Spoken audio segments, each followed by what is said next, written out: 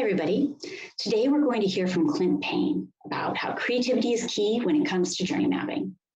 Clint is someone who hardly needs an introduction among the CX community in South Africa. He's long been a champion for customer experience, the CXPA, and the evolution of our profession in South Africa. As somebody who has built his career in customer experience and put CX theory to the test in the African context, he has a wealth of knowledge and insights to share. He's currently the Senior Customer Experience Manager at MultiChoice, where he's been doing a lot of journey mapping in recent years. Clint believes that we've been going about journey mapping all wrong, and that it's time to rethink this much-loved customer experience competency and apply equal doses of creativity and practicality. So without further ado, I'll hand it over to Clint. So what I really wanted to share with everybody today was over the last sort of year and a half, 2 years, I've been really busy in a business transformation program at MultiChoice, where we are trying to transform the organization, get some new practical experiences, bring to the market, new products, new experiences for customers.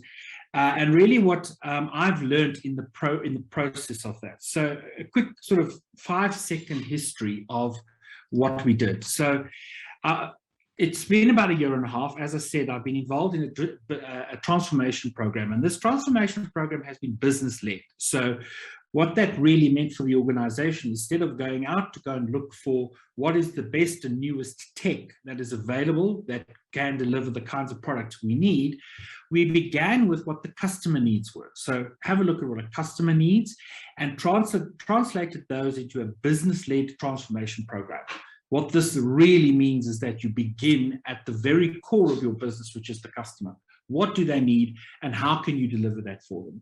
I led the CX team in the program, so it was my job to make sure we understood who our customers were, what the personas were that were involved in that particular customer base, what they needed, and what kind of experiences those customers were calling for in terms of product and service that we were delivering. Our objective in the program was to deploy new technologies that would fundamentally transform the business, allow us to do innovation in terms of product, innovation in terms of service delivery, and then expand our product and portfolio. And obviously, by virtue of expanding the product portfolio, also expand our reach, acquiring more customers across the continent. What made this incredibly interesting is that we had to measure the dynamics of customers in South Africa, where the most affluent customer base sits, with customers across the continent where the base is less affluent, but potentially there are more customers to be had across the continent. So it was a real interesting mix of what we needed to achieve there. At the start of this, we all knew going into this exercise that customer journeys would be required. And I have to tell you, I really thought this is easy. I've been doing this for years.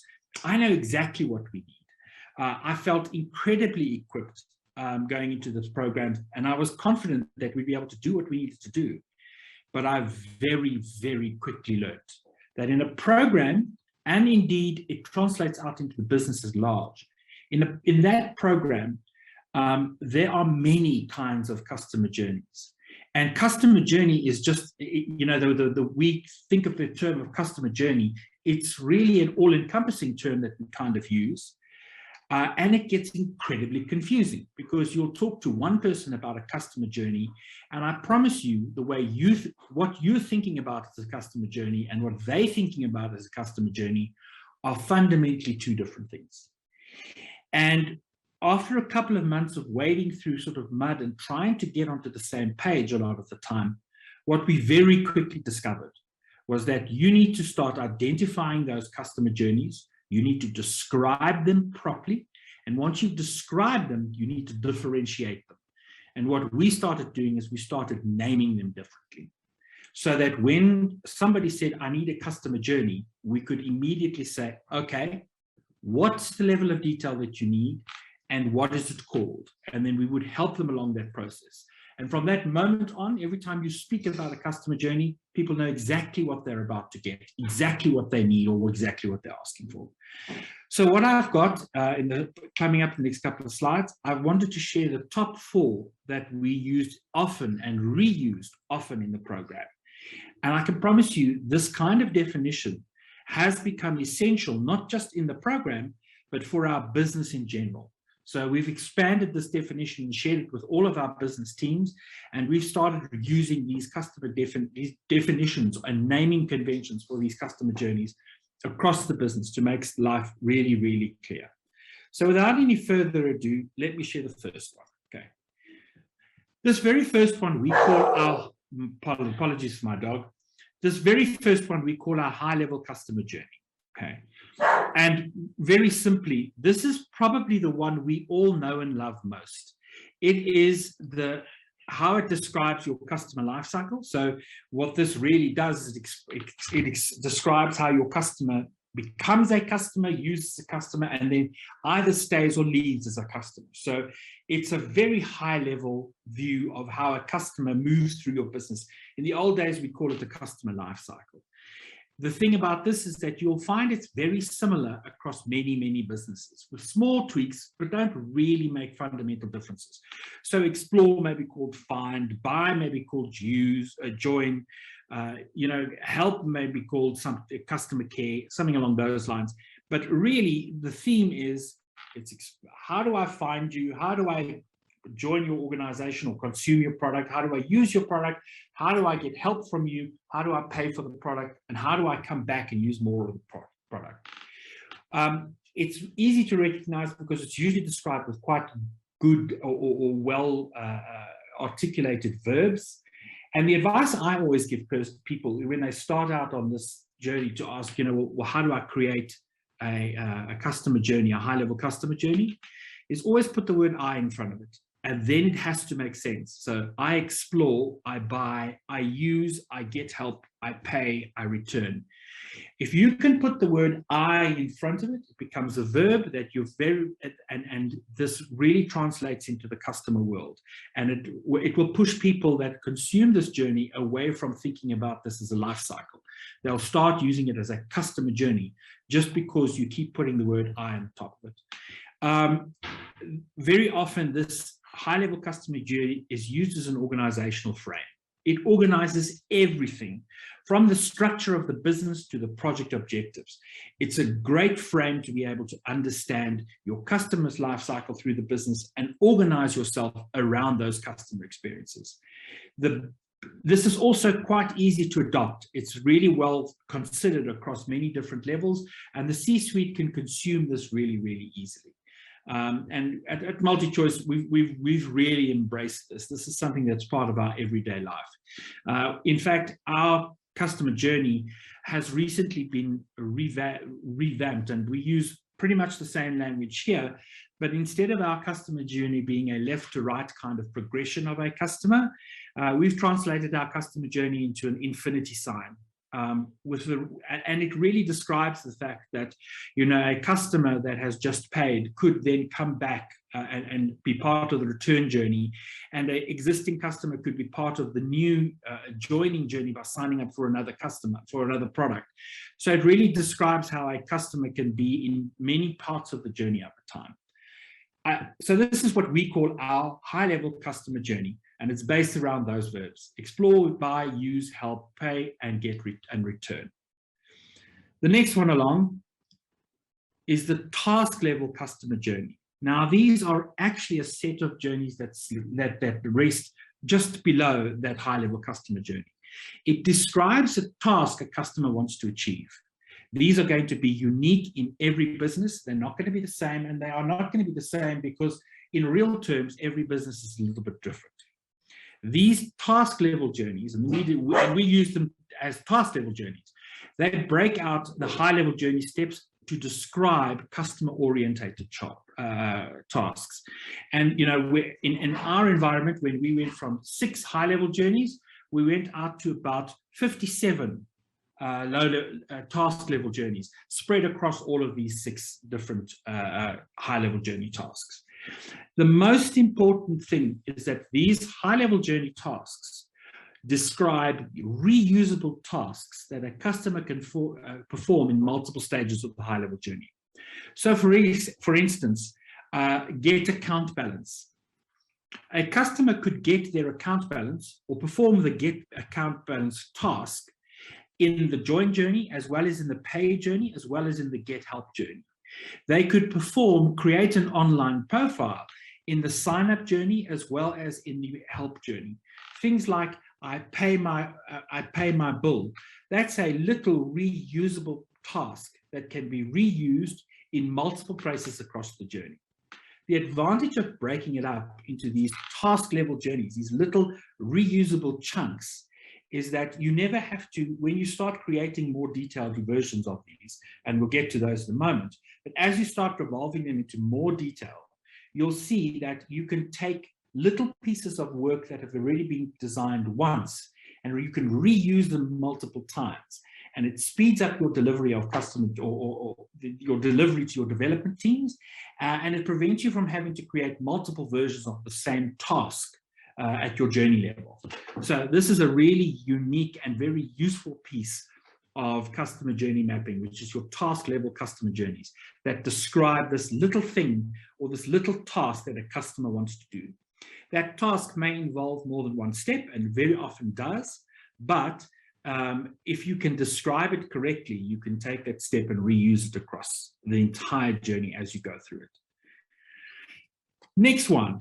Okay, so these are our best state narratives, and this got really confusing in the program, because really what when you are trying to present your vision to Exco or to your senior management, or even to the people who are going to be using this program at the end of the day, when you're trying to explain your vision, it's really complex to be able to go down to a very low level of details, and the high level journeys sometimes just don't describe enough of the innovation that you are seeking to achieve. So what we came up with is a series of best state journeys, and what really these were for was to describe what you would strive to deliver for customers, the very best journey that you could deliver. Often this is where customer personas play the biggest role. And you can often see these as an intersection of the high-level journey stage and a customer persona. So if you've got 4 customer personas and persona number 1 is called John, you would write a small story or a small sentence or explanation of what does the best state customer journey look like for John when he's joining the organization. If your next customer persona is called Susan, you do the same for Susan. And they would need to be different, because as much as your customer personas have different needs, you would be addressing those customer personas' needs across each stage of the journey. So you can think about this as just really a matrix of customer personas on the one side and high-level journey state across the top. But in each of those intersections, a clear description of what makes it unique and what makes it the very best state. What that helps you do is it really recognizes the perfect world experience. And it really shouldn't be as the reality as is today. It has no bearing on what is happening in your business today. It needs to describe the perfect world experience. It's what you strive for. It spans across all of the high-level stages, and it's used as the North Star for your designers, your developers, and your digital team. It's also used as a selling point to the people who are going to consume this later on. So what is the big thing that you really want to deliver? And then the last kind of customer journey that we delivered in this particular program was our customer narratives. And we called these narratives for a very, very clear reason. We wanted to differentiate these from journeys and break this down to a story level. It's the story of the customer. It's like process level mapping. It's where the rubber starts to hit the road. And in your customer narrative is where you start describing the clicks, the steps, the breakdown of what a customer does to achieve a task. Your customer narrative is your lowest level of customer journey. The next level up is effectively then your task level journey stages, and then those task level journeys, they combine all the way up to your high level journey. My apologies for the dogs. To your high level journeys that then describe those high level journeys. When you need to think about this lower level of detail exactly like as you would for process mapping. So process mapping, the further down in the detail you get, the more this is broken down. It describes each step-by-step breakdown of what a customer wants to achieve. The way you use this is that your customer narrative will inform developers on how they deliver the steps, the screens, and the clicks for your technology. It informs how your business processes in the organization will have to change. This is the details part of where you can start seeking to measure objectives like effort ratios. And you know, I know we talk a lot about how do you measure customer effort. I think there are two ways you can measure customer effort. You can actually ask the customer to assess the effort, but there's another way that you can do this. You can actually set yourself an objective where you say, for every one thing a customer does, in the background, we want to do 3 or more, so that you can create a ratio of effort. How many clicks or how many activities of a customer versus a number of clicks or activities that you do on behalf of that customer in the back end. And for example, if a customer wanted to pay, you could think about this as if a customer says, I'd like to pay, well, then you could, in the background, go and look at what the last payment type was. You could present that payment type and then 2 of the next best options and say, this is what you used last time. Would you like to repeat that process? That's taking a step off the customer's plate. It's doing something on behalf of the customer. The important thing is that this is also what you're going to need when you start getting into testing and UAT.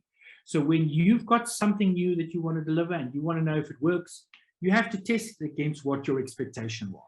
And by documenting your expectation in the form of a customer narrative, you can test that this is something you have that you've been able to achieve. In the digital world, this is also how you would use to describe the UX and UI. So there we are. Those are the 4 big customer journeys that we've been using in the program. I thought going through this process of learning in this particular program, I really thought that this was something, you know, as we stumbled across this, as I started realizing, well, we need to do more of this. It really became evident for me at that point that the term customer journeys, or the way we think about customer journeys as something all-encompassing or something, you know, just one kind of thing, that really didn't work in the program that we were needed. And so we needed to expand that definition and think about it in different and more and terms greater than itself. To avoid confusion, we started describing these journeys, we started naming them differently, and then we started embracing that. So in that respect, that was what I would like to share, and I wanted to open the floor for any questions.